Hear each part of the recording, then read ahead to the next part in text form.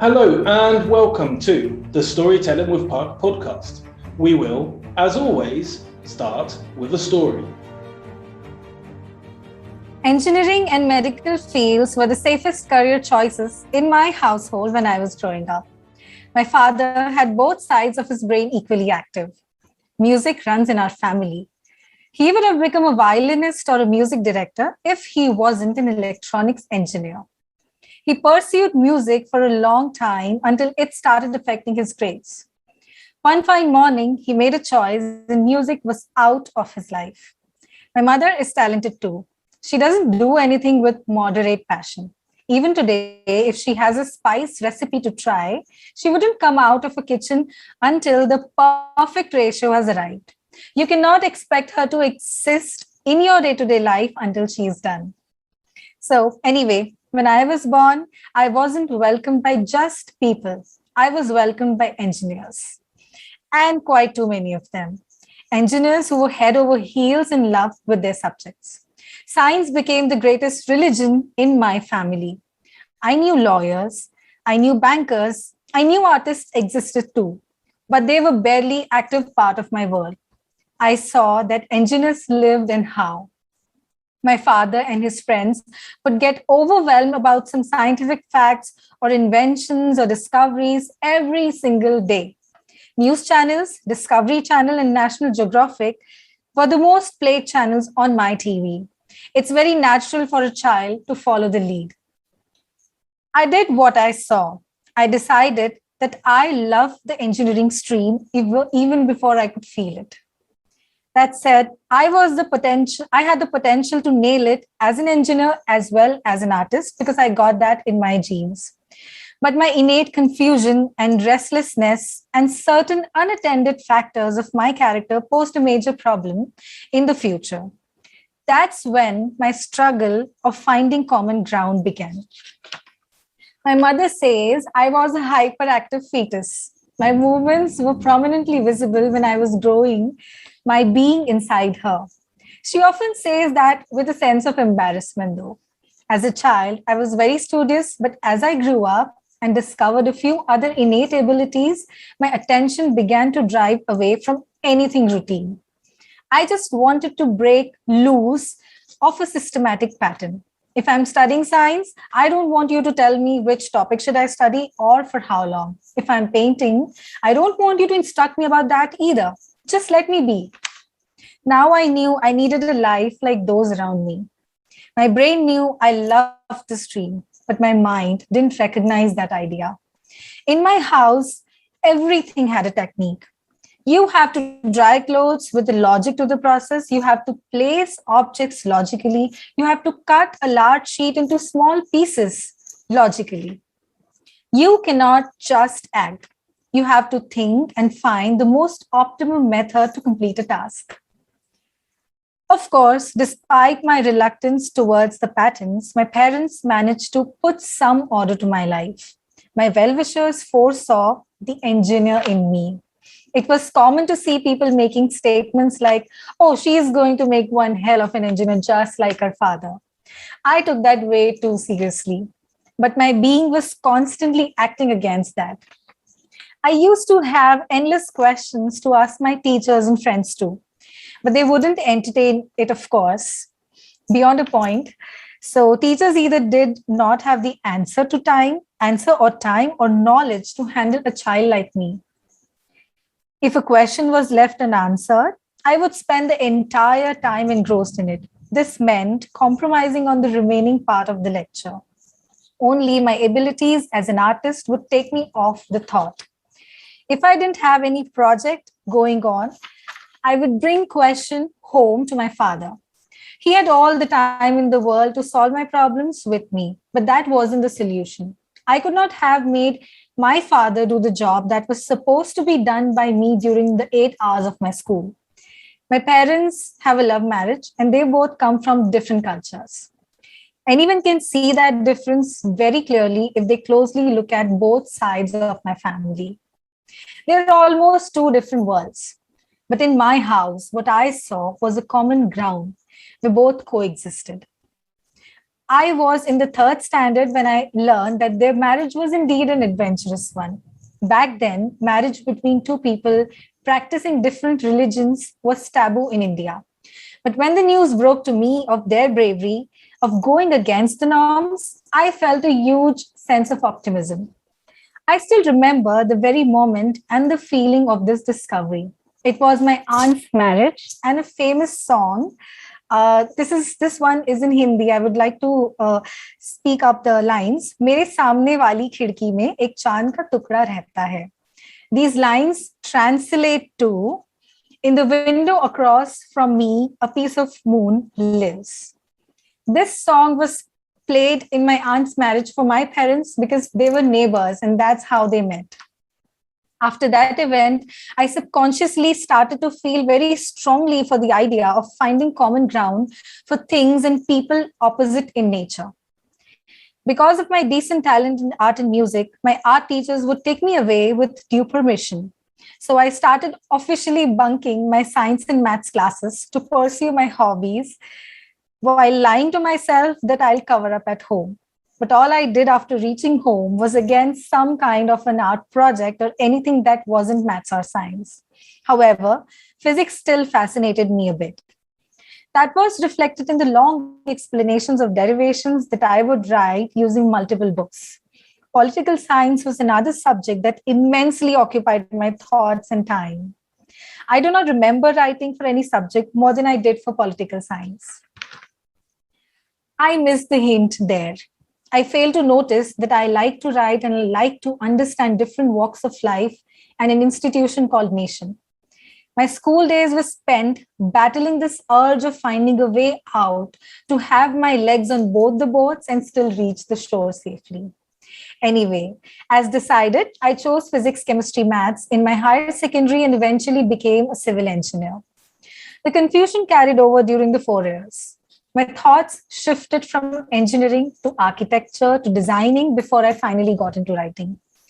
I even joined a design studio, but that was indeed a bad decision. By this time, I had never ever thought about writing, not even once. But sometimes God sends people who help you read yourself when you fail to comprehend the hints. Navratri, a popular festival of India, was around the corner. Garba, a folk dance form, is significant to celebrate this particular festival. I decided to leave the studio and joined a Garba workshop, hoping that it will help me figure out something about myself. I needed to feel blissful in order to find out a way. So what happened is one of my friends, Shruti, was working with an investment advisory at that point, and she called me to inform me that her firm was looking for a blog writer and that I should give it a try. I wasn't sure, but anyway, I appeared for the interview and stepped into writing just like that. No plan, nothing. It just happened because it was probably always there. Writing gave me the freedom to do what I always craved for. Today, when I have to write about a product, I don't think of the product as much as I think of the people, as much as I think of what is common between them and the company I'm representing. Product, of course, is important, but the process starts with people. Initially, I used to face a lot of difficulties in writing with my feet in someone else's shoes, which is probably the first need when you're writing for an audience. You have to step into their shoes. You cannot otherwise go about writing something that they will find relatable. So one day I called my mentor, Dr. Kailash Chandra Sharma. He is a psychologist and an artist for anything he lays his hands on. So when I asked him, how should I understand people? He asked me a question. He asked, what is love? I replied, love can be of different forms. So he said, yes, but what is love fundamentally? I couldn't reply. To which he said, love is understanding. The basic need to love someone is to first understand them. I made this the basis of my writing attempts. I don't know for how long I'm going to continue as a commercial writer, but I'm sure I'll not stop trying to understand people and keep writing about my findings. Spending my day finding common ground has now become my sense of home. I feel closer to myself when I'm trying to understand others. This journey, of course, starts with first beginning to understand yourself. That is how I decided to move out. A few days back, I told you that I have been moving my base. So it was actually about moving to a different city. And so I moved to Pune, one of the metro cities in India. Pune was not always fun. I found myself freaking out quite many times. Like one day, I saw a few red ants rambling on my kitchen platform and a few others holding their town hall meeting around that one drop of sweet Bonvita milk. I called my mother and she suggested a local remedy. As instructed, I spread salt all over the place. And the next thing I see is a large row of ants transporting those salt grains to their respective colonies. And the other time, I literally broke into tears when my sister was not home. My laptop's sound went off. I couldn't listen to the videos I had to watch for some research work. The tube light fused, and it was raining cats and dogs outside, and the internet went off too. I cried for a while and then called one of my friends. He fixed the sound through remote access. Then I pulled on my raincoat, brought the tube light, and got that fixed too. Registered a complaint with my internet provider, and eventually I was back to feeling okay. As ordinary as it sounds, in the moment it was a discovery. It was an assurance that life is possible away from your comfort zone too. Thanks. Thank you so much. Life is definitely possible away from your comfort zone, and it brings so much joy and different perspectives too. Thank you for that, Harshita. It was a wonderful story. I cannot wait to find out more about you. I'm sure our listeners can't either, and we'll dig into this story a bit more. But first, a quick introduction to the podcast. You're listening to Storytelling with Puck, the podcast designed to show the power of stories in life and in business. Stories connect us on a deeper level, which is why we'll be sharing, chatting about, and feeling the impact they have on every one of us. Your host, Stefano, is the founder of Puck Creations, and we work with your business to define a clear, consistent, relevant brand which stands out from the crowd. We use that brand to create content that makes your audience think, feel, and take action. Visit puckcreations.com to find out more. Before you do that, let's be precise and methodical about this. We have completed this process many times as we introduce our guests, always at the same point, like an engineer might. Of course, every guest is unique, so the introduction to this engineer come creative writer must be unique too. Harshita Khandelwal, please tell us some more about yourself. So I was born and brought up in an atmosphere where everyone was so inclined towards science and technology, and I happened to be the odd one out. So that's how I grew up. Music, dance, and art were very important element during my growing up, and I completed my graduation in civil engineering, and eventually I moved into writing, and that's how. Right now I'm in a job which is a fifth one, which is my fifth job in probably 3 years, and I do not regret that. In fact, in all my jobs, I have learned and experienced different ideas and things about writing, about marketing, and people often ask me that how you manage to convince the next company that why your tenure with the last one was so short. And I don't have any answer to that, because I somehow managed to convince that I cannot commit to the time. I couldn't commit you that, okay, these are the years I'm going to spend with you, but I can definitely commit to what I'm going to add to your company. So that's how I went on with my writing adventures. I don't know how to introduce myself, but if you ask me any specific questions, I may be able to answer them. You introduced yourself very well. It's interesting always to hear how people do like to introduce themselves, actually, and it's wonderful to find out where the soul of what you do comes from. And you talk about as a child being in the world full of engineers, and your story touched on that as well, and how your parents actually had a love of art, but it wasn't the focus.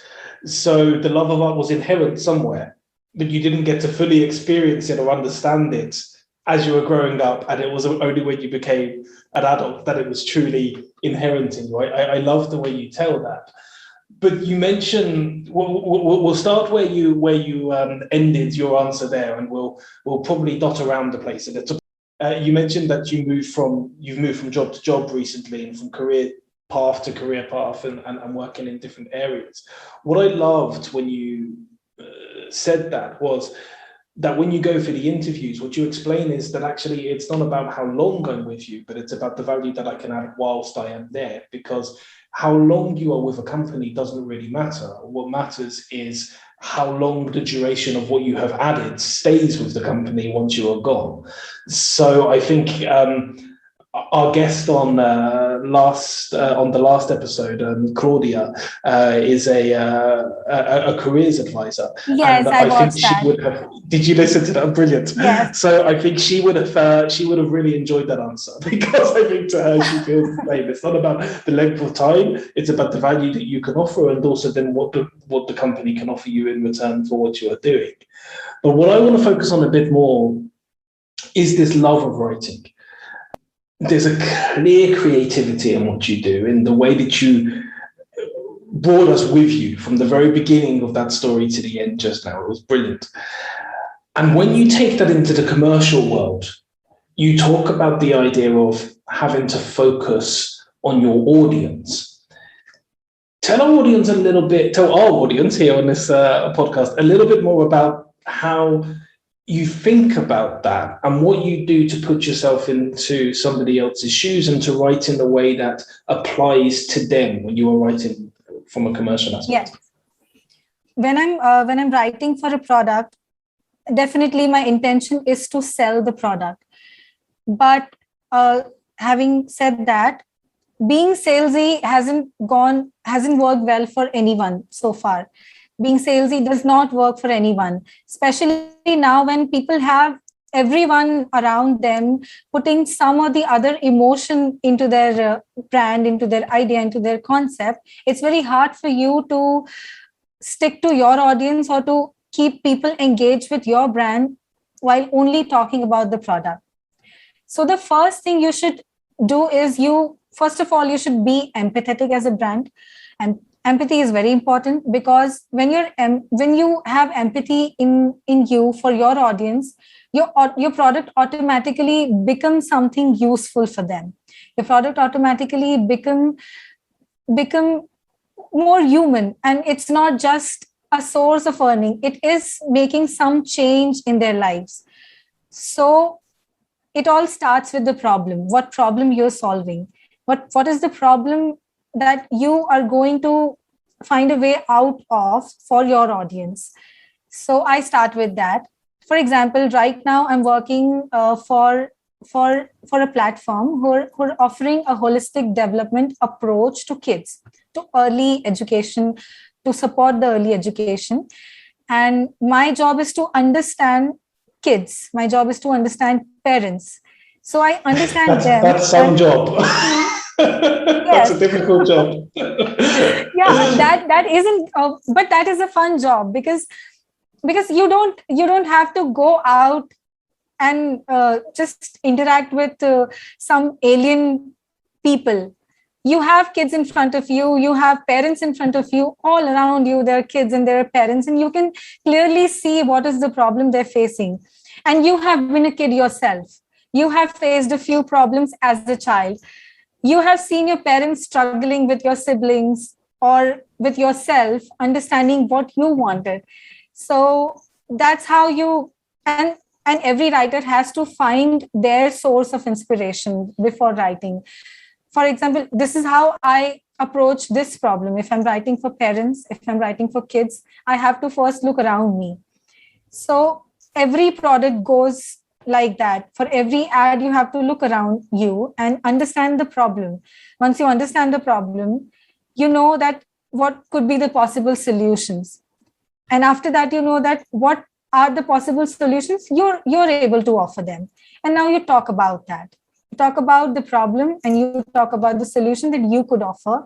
And you don't have to project yourself as someone great and out of the box. And you can be a parity product and still convince people to invest in you if your services are honest, if your intentions are legit. So this is my approach. It's a great approach, and it makes a lot of sense. And what interests me is you mentioned earlier about connecting on a human level, and I think that's so important. And the empathy side of things. Now, one thing which you clearly do very well from the introduction, and also you've sent me some pieces which we'll hopefully look at later of different stories that you tell, is you're able to express yourself through tales, through anecdotes, and through different stories. Once you've understood the problem, and once you've come up with an idea for a solution, how do you go about intertwining it into some kind of story to make sure that you're connected on an emotional level? There are various ways of writing a story. Either you simply narrate a situation, or you create a story, you build characters, or you borrow characters from around you. You can borrow characters from films these days. This is how you can just put characters that are known to people as an example in front of them, and you can draw a comparison, and that's how a story builds up. So if I want to explain that why it is important if I want to explain that it's important for every child to have something extra other than studies. So how do I go about it? And how does a child find out that this is something I should do, or this is something I shouldn't do?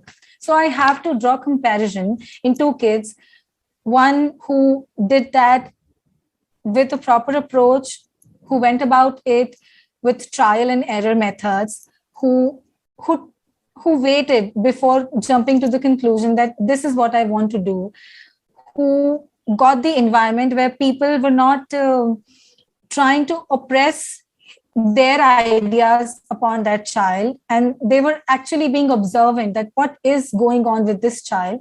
And then there is this other child who may be struggling with this, who is following trends, who doesn't know that if that child recognized with the trends or not, and he's just going about doing things mindlessly. So these are the two. I have to come up with characters. I have to think of the feelings, of the emotions they might be going through during the entire process. How a child who got the opportunity to try different things felt, and how a child who just went on joining classes after classes felt. Did he felt alien in the environment? Did he felt homely? Did she like what she was pursuing? Did not associate with it? You have to just step into their shoes and walk their journey if you want to write a story. And I think that is how you can actually understand people on the human grounds and portray them on the human grounds. So that is how I go about the stories. A great methodology. I think it really, really will help you to get into the minds of the people you're talking about, but almost more importantly, it will help them to get into the minds of others when you're then writing for them. So they can get into the minds of the character who is similar to them, but also into the minds of the character who is different from them. And they can get that clash, that opposite. You mentioned in your earlier story about the idea of opposites attracting, which I really liked. And I think that actually that works really well when we're writing copy, when we're writing content, to have opposites attract and to understand people who have a different way of thinking, but to realize that we're connected on a much deeper level. So often the opposites are surface level, but actually there's something deep which connects us. I think that's what we can do really well with writing. Yes. Tell us a little bit more about that. Yes. So easy for human beings to get intimidated when they come across people who are not like them, or situations or circumstances that are alien to them. It's very easy to get intimidated and just start just start feeling that we need a defense mechanism here to protect our identity and to just save ourselves. So that is very easy. That is the most intuitive reaction of a human being. But when we try to put ourselves in their shoes, we realize that they also go through the similar situations throughout the day as we go through. They also have the same, they're also form of the same emotions. They also have the same biology as us. They also have the same hormones as us. They also are made up of same human reactions as we are.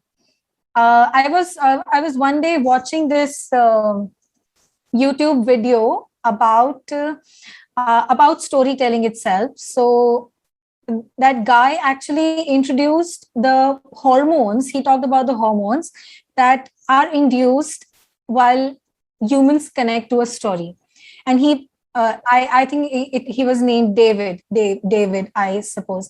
He said that he presented an example that he just listed a few objects on eBay, and he decided to sell them away. And then he listed the same objects again with a story. And he could see a huge surge in the profits after having associated a story with each and every object, because people connected more to that story. So this is the power of storytelling.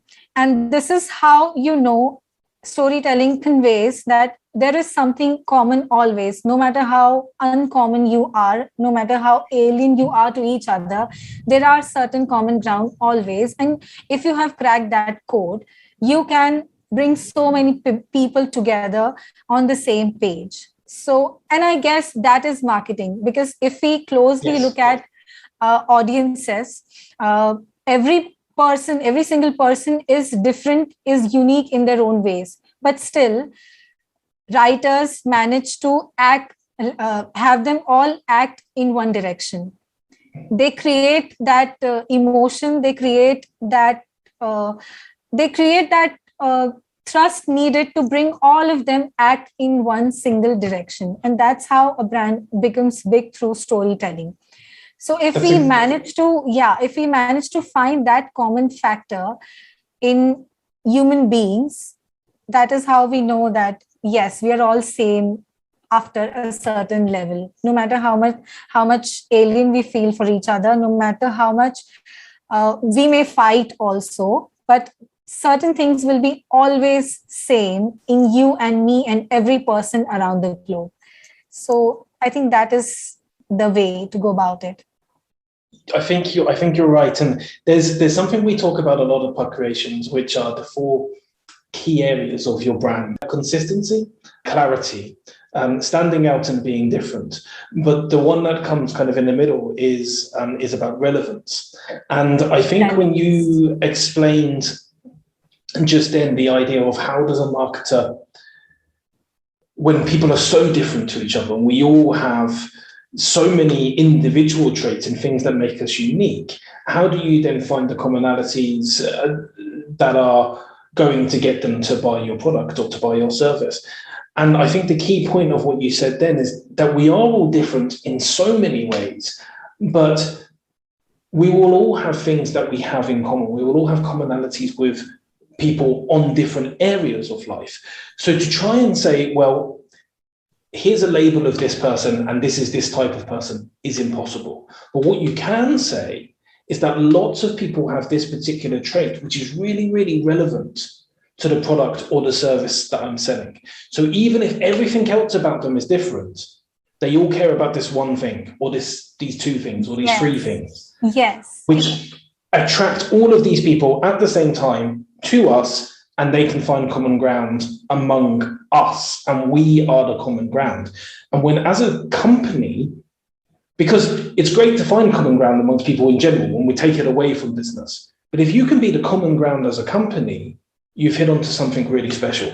and people will want to buy from you. And actually, if you look at some of the really big brands out there, people will want to talk about you. They want to take your side in a fight. Apple versus Google versus Microsoft, for example. People will have big arguments, and they may disagree with each other on everything else, but they will agree. They become your advocates, actually. Exactly. Yeah, a story can make you do that. You can make people your advocates. You can make people you.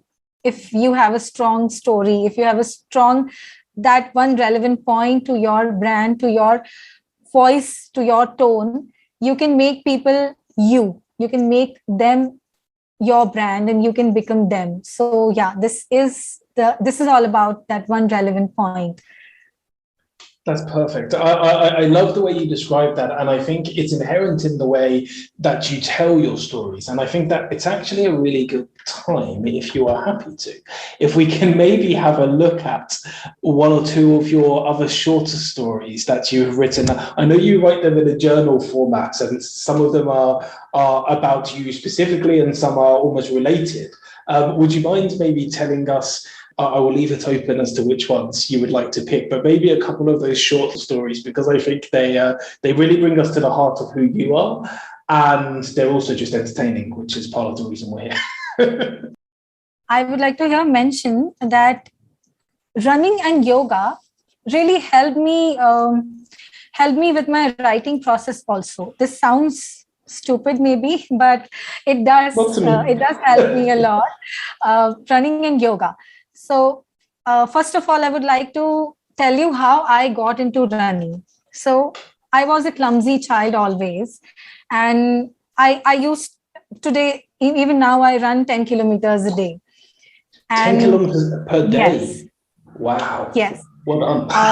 And because, as I said, I was a restless and clumsy child, so it was very difficult for me to settle down.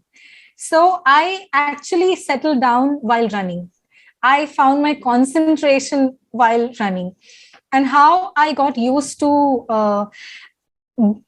running, I would never get ready in time while I had to catch my bus for school or college. So I would never, ever. My mother would wake me up very early in the morning. I would have lot of hours to prepare myself and reach on the bus stop in time, but I would still fail to do that. So, which is why I had to always run to catch my bus. And that's how I got used to running. And running became my home feeling, that whenever you don't understand anything, just get out and start running. So that's how I developed my mechanism to focus. And the other thing was yoga, of course, that I got from my grandfather. He was a yoga fanatic. You cannot talk anything against yoga or his master in front of him. He had a childlike attitude towards that. You cannot criticize him with yoga. So that's how it all started. So yeah, I would like to read that story. Sometimes posing a challenge works better than motivation. My grandfather practiced yoga for more than 40 years of his life. As a consequence, when he came to know of this young yogi, he became a huge fan of Baba Ramdev in no time. Just to give you here a context, Baba Ramdev is a yogi in India, and he has revolutionized yoga in India. He was the first one to take yoga to every second household in the country after it was forgotten long ago. So he actually reinstituted yoga in day-to-day life. So my grandfather would also follow Baba Ramdev to practice yoga. His mornings would begin with turning on the TV to follow Baba doing different poses of yoga. He was such a devout that one day when my brother accidentally passed a sarcastic comment on Baba, he had to walk through fire that my grandfather spewed for days to come. Since then, it became an unsaid rule that no one would ever question Baba Ramdev's theories and philosophies when Dadaji is around. Dadaji means grandfather in Hindi. Not even his son, who is a doctor, was ever allowed to present any logic against anything that Baba would claim. My uncle, one of my uncles is a doctor. He's a radiologist. So even he wasn't allowed to make any comments, make any scientifically backed comment on Baba Ramdev's teachings. Years passed as my grandfather kept getting older, but to him, age was just a number. One day, when my father told him to change his habits as he's growing old now, he ironically replied, "Who said I'm old? I'm not old." And in the delusion that he would remain as good as he was in his 30s forever, he pulled off several stunts that landed him into a good deal of complex surgeries. He declined into a physically weak and fragile old guy from a self-made, independent man that he used to be.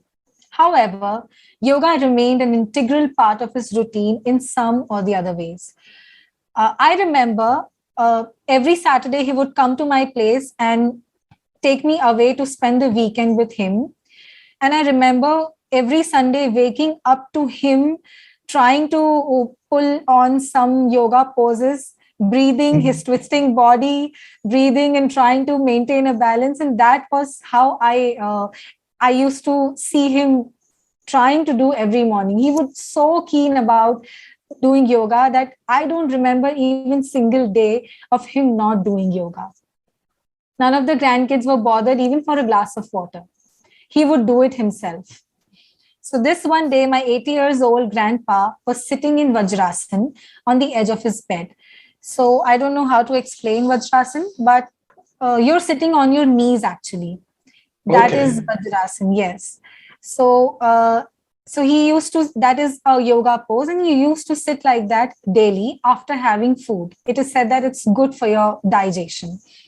So one by one, all his sons and daughters and daughters-in-laws came and tried their luck, but failed. He wouldn't shift an inch from that edge. We were scared that he might fall down. He was so old and he was sitting on the edge, and we were so scared that he might fall down. But he didn't listen to us. He had no fear. No, nothing at all, nothing at all. It was my turn now. I knew simply asking him to shift won't work. I had a different equation with my grandfather. As I said, I was the last one in my generation. I was the youngest of all his grandkids. So I shared a different equation with my grandfather. And I was the one always doing things around with him every weekend.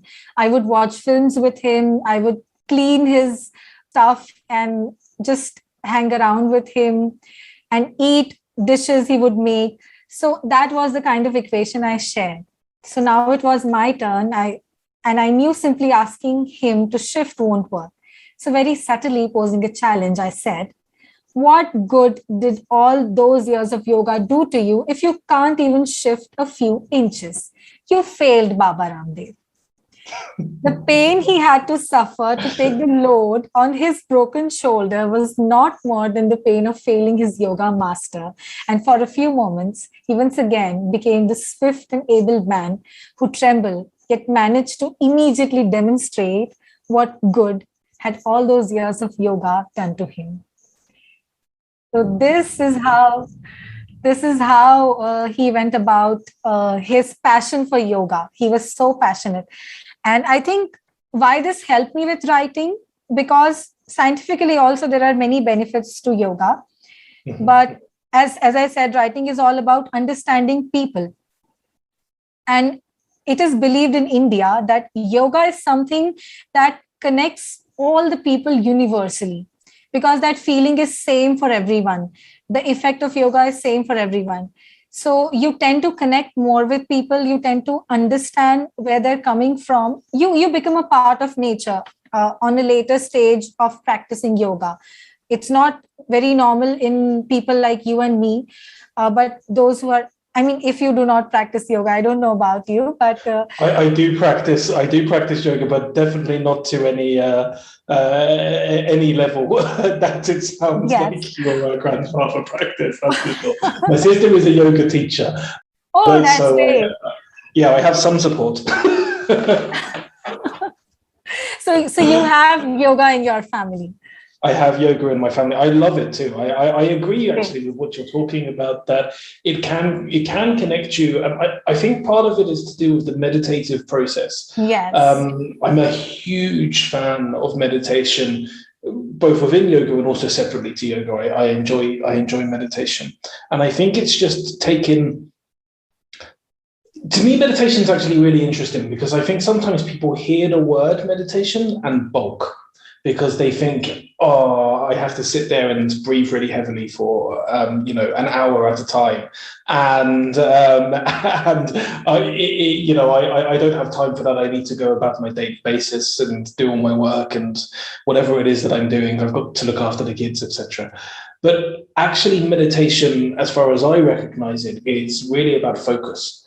And you can focus on running, for example. You mentioned that you go out and you do 10K of running, and that helps you to then create, because your mind is not in a place where you're thinking about all the other things that are going on. You're focusing purely on running, and then every now and then a creative idea pops up because your mind has been freed. And to me, that's what meditation is all about. And I think that link with yoga is actually, for me, why it connects us on such a deep level. Yeah. The physical parts, which I'm not great at, but I try, are important, and they're good for your physical health. But for me, the most important part of yoga is that level of being able to breathe and being able to focus and being able to not think about anything else, because yoga is difficult and it's all that you can think about at that moment in time. And what are your thoughts on how that connects, as somebody who had a grandfather who was deeply intertwined and who has taken on some of that understanding yourself? How does yoga connect all of us? Are you a yogi? Do you meditate? Do you stop to relax and focus? Maybe it's episodes of the Storytelling with Puck podcast like this one, with the multi-talented Harshita Khandelwal, that help you to concentrate on something else for a moment in time. A moment in time that could be the basis for your next story. Surely you're inspired by the magnificent tales we've already heard today. Well, I've got good news. There's more to come. We'll finish with a story from Puck Creations, and Harshita will kindly share some more of her own brilliant work. But before all of that, how does yoga connect us all? What I felt while pursuing yoga is, we cause a lot of damage to our bodies while we eat junk, while we are sitting for long hours working with bad postures, while we are angry, we are worried, we're worried.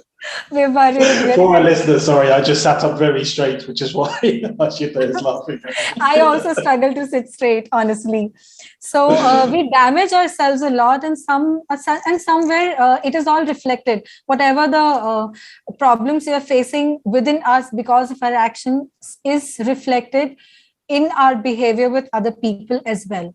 So when we do yoga, we're actually thanking ourselves, we are thanking our own body to house us, to maintain us on this planet, to provide us means to experience this beautiful place. So I think that feeling is common for everyone who pursue yoga or any kind of exercise for that matter. When you exercise, you actually feel thankful towards your body, and that is one major connecting emotion for everyone throughout. And I wouldn't agree if two people exercising differently say that, no, we do not agree on this point, that we feel better after exercise or that we are thankful to our bodies. This is not possible. Every person who is having a practice to maintain their bodies feel the same emotion. They feel cared. They feel cared in that moment. They don't need someone else to care for themselves. They care for their own sake. And that is a common emotion. If you're exercising, you care about yourself, your body that is housing you, that is letting you do so many things in this world. And that is the same emotion where I exercise from. So I think that is one common thing that connect everyone universally. And I this think is how. there's a really strong point there. Yes, it's interesting. I think maybe we will all call it slightly different things, and there's I'm sure a few people listening who think when I exercise, all I feel is pain, and they don't. But at the same time, I think I agree with you to the extent that when I exercise, I definitely feel a lot of pain depending on what I'm doing. Oh, we But all there's do. always We that all do. afterflow. Exactly, yeah. Yes. But there's always that after feeling, that feeling of being satisfied, that feeling of, I think, again, what we were talking about earlier, some people will, like yourself, will say it's about being thankful to your body, but other people will relate it slightly differently and maybe feel the same emotion, but just call it, zoning out almost, if that makes sense. We all have different terminologies and different ways of talking about it. But I agree that there's often vocabulary is not the best way to explain what we feel. It's very hard to do. And sometimes just a Yes, look into definitely. somebody's eye and you can see that they are feeling the same thing, or a smile, or a nod, or a look of frustration. But actually, what I think you've led on to there quite nicely is sometimes the difficulty of a writer is how do we convey the emotions, the variety of emotions, the huge variety that we have as humans in our writing, when at some point words feel like they might run out. How do we combine words together to get people to feel the things we want them to feel? What are your thoughts on, I guess, how we can use language to express emotions without just saying the term? So I feel happy, for example. How can we express happiness in our writing? I think for that, I have to understand a major portion of a writer's life is about reading and exploring and understanding people from different walks of life and different ideas and different emotions. So, of course, that helps us while writing for people who we ourselves do not relate with very much. So we have to understand their definitions, just like you said that you feel pain while exercising. You don't feel, you maybe feel satisfied later on, but the first emotion is pain. It's not thankfulness. Your first emotion is pain. So I have to first understand that. I have to research about that. I have to find out that how exactly that given person or that given audience react to a certain situation or a certain action. And that's how I know that I can point the things down, that this could be one emotion, this could be the other one, this could be the fourth one, fifth one. And then I'll have to use permutation and combinations to weave my story around that. This is going to, because as you said, that people who work in the gyms, in the boxing club, they may exercise out of frustration. Mm-hmm. It is quite possible that they may exercise out of frustration. So their emotion of exercise is different. It could be, the outcome could be the same, but what triggered them was different. What triggered me was different. What triggered you was different. So if I am open to that idea, that there could be various possible approaches of a person to a certain emotion or outcome, then I think, write about it. I think I made my point. Did I? You did. You made your point. You made your point exceptionally well. And I think you're right to say that a big part of what we do as writers is we learn and we understand and we discover and we research. Interestingly, when we are working as freelancers, and when people think about payment, and they think about, oh well, you're only writing for X amount of hours, etc.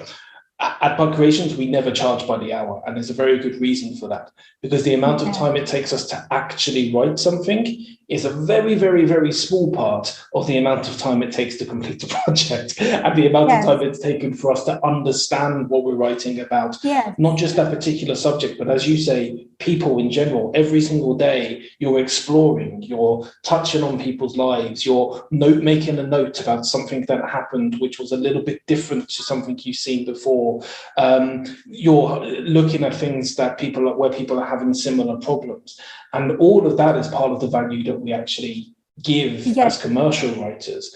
And also, I think when we come away from the commercial world into writing for pleasure, but also just for people to read for their own pleasure, again, to really connect with people, that is, again, more about what we're doing before we ever put pen to paper than it is about what the words we're actually using to describe everything we've seen. I think research is such a key point. So I think research is very important. In fact, collaboration and feedback plays a very important role, because as a writer, you're writing for your clients, and you should know that your client knows much better than you about their audience.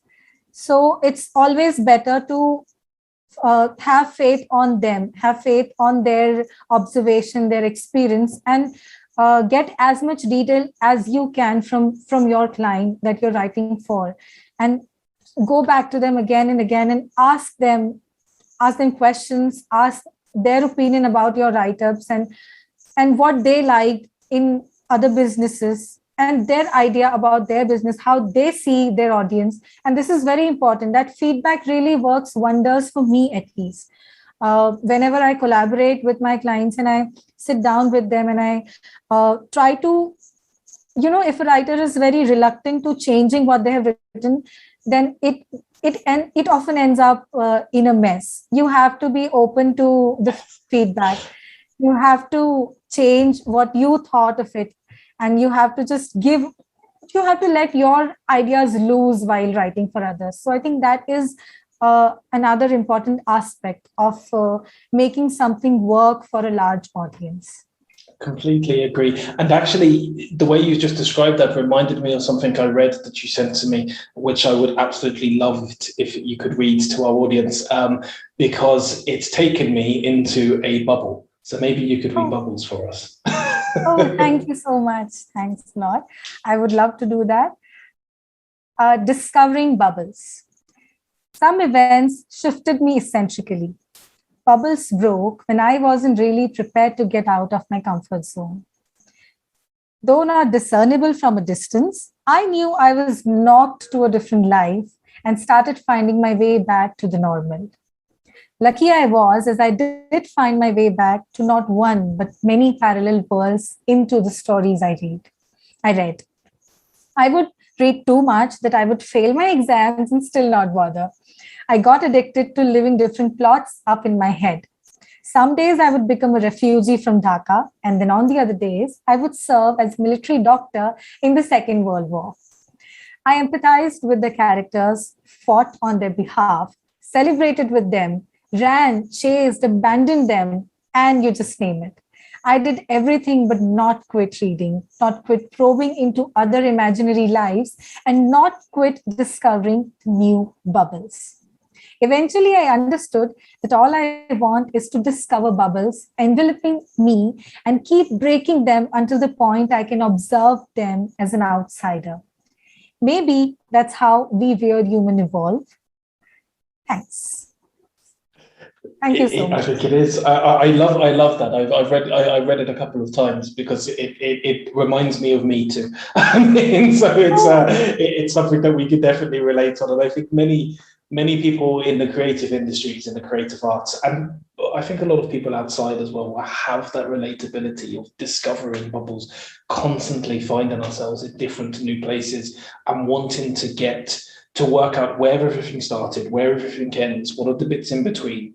And your story reminds me of that. And it also, when you started describing how you do your research, I think all of it links very, very nicely. Thank you so much. I think this is very important in a way, because, as when I started writing, when I'm barely 2 years into writing now, 2 to 3 years into writing now. And when I started, I was really conscious about how to go about it. I was really nervous all the time. What if I do not make it right? What will happen? What will people say to me? Should I go for this interview? Am I even prepared for this? And all of that would keep on bothering me. And I was watching the last podcast, the latest one, and I heard you saying that you interview companies, and I really relate to you at this approach of yours, because eventually I developed that in me. I had to, because I was so nervous stepping into an interview, and I realized that it's never one way; it's a two-way thing. You answer all the questions to the other person, but you also have the right to question them, because only then you both will make the right decision to collaborate. So that also, everything adds up, everything help you as a writer, because writing is so vast. Writing isn't limited to a writer only. It's a very innate trait of every human being. Writing is calling writing as a profession is of course very normal, because we are people who specifically do that to help businesses. But otherwise, writing is innate to every human being. Every human being can write, and every human being figure things out through writing the same way a professional writer does. The process is, of course, the approach could be different, but I think the feeling stays the same throughout, and for every human being. So even that was something that I enjoyed growing up, and I started interviewing back people, and I would ask them questions that what is your where is your funding coming from, and what are your goals in the future, and what are your past work? Please show that to me. And this is how I figured out that, okay, this is the right thing to do. And such details help me with writing also. When I develop a habit of getting into the details in one aspect of the life, I automatically apply it to other aspects of my life, and therefore my profession too. So getting into the details is again very important to being relevant to people. Yes, I completely agree. And I think you've put it beautifully as well. I think there's such an importance, I think, to understanding how powerful writing can be away from just people like us who do it for work. There's such an importance to understanding. I know that a lot of therapists actually use it as a therapy, a writing therapy. Write down your notes, write down your journals, write down anything. It doesn't matter what it is. Nobody else ever has to read it. But it's just something that I get from writing. I publicize lots of stuff. It's part of my job. So I have to publicize lots of stuff. But there's also a lot of stuff which has never been seen by anybody. Yes. And that's just as important to me, because it's the kind of thing where actually it can be nonsense. And if I ever published it, I don't think anybody would ever understand it. But at that moment of writing, I'm expressing something. And I think that's what we do as writers. And by writers, I mean, as you have just explained, writers, everybody who writes something down. Not professional writers, but everybody who writes something down. So I think you put that really nicely. And you have reminded me of one more story. I'm going to be very cheeky. I've asked you to read a lot, but I really enjoyed them. I also enjoyed it. Okay, that's great.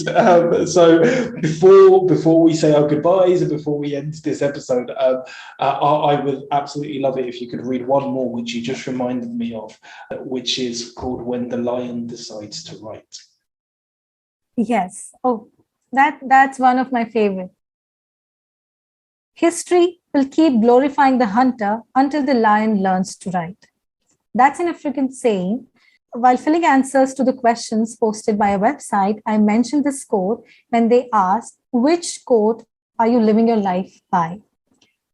From being shy about claiming credits for my contribution to showcasing every little achievement I can, this saying had me transformed like anything.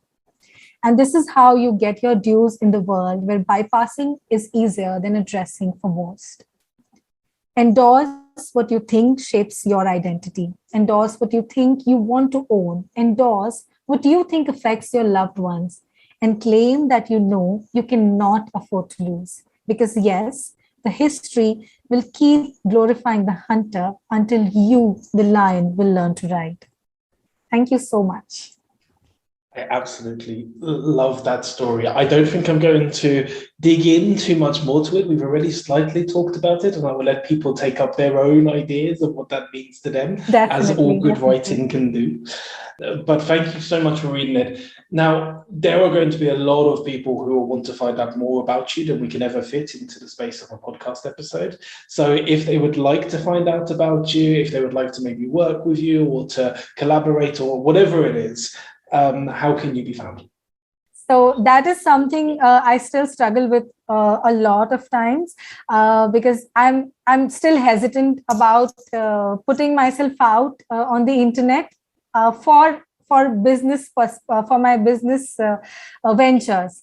So that is something I struggle with. But now you have given me a reason to start my page, to be active on the internet and talk more about and write more about my writing experiences and what I can offer to make people's life better. So yeah, you kind of motivated me right now, so I'm sure going to start that.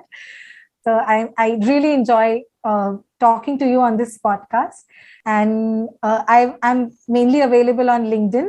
And I actually followed your Puck creation on Instagram. I did not initially know that you're also on the Instagram, but I just checked out and I found all the stories there. And that's amazing because a lot of people are more active on Instagram, so they can get access there. So it's great that you could be found out through Instagram also. Puck Creations is available there. Thank you. I appreciate you advertising Puck Creations for us as well. So for everybody listening, you can. Yes, everyone who's listening, please follow Puck Creations on Instagram. And if that is your comfort zone, but otherwise, website is always there. LinkedIn is always there.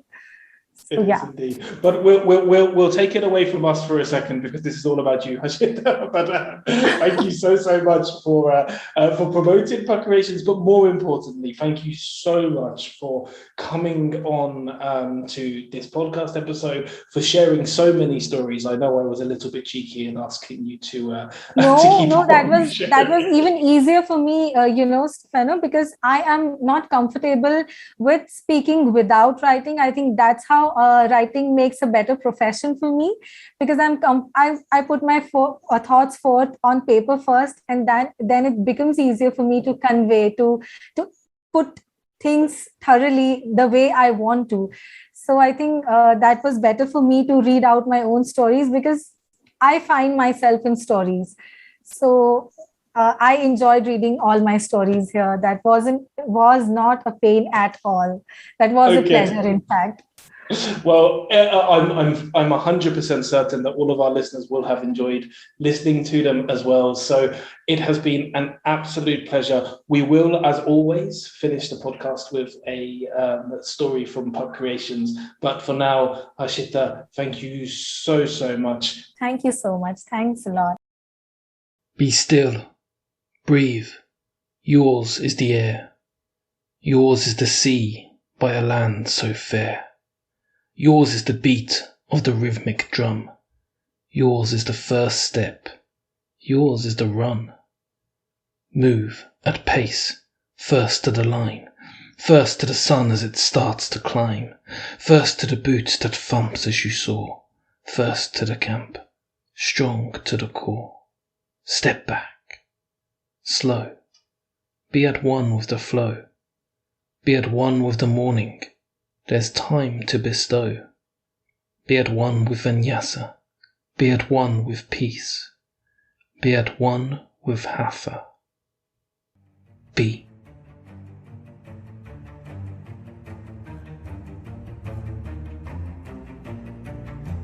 You've just been listening to the Storytelling with Puck podcast. We'll be back very soon, so make sure you subscribe and catch up on any of the episodes you've missed.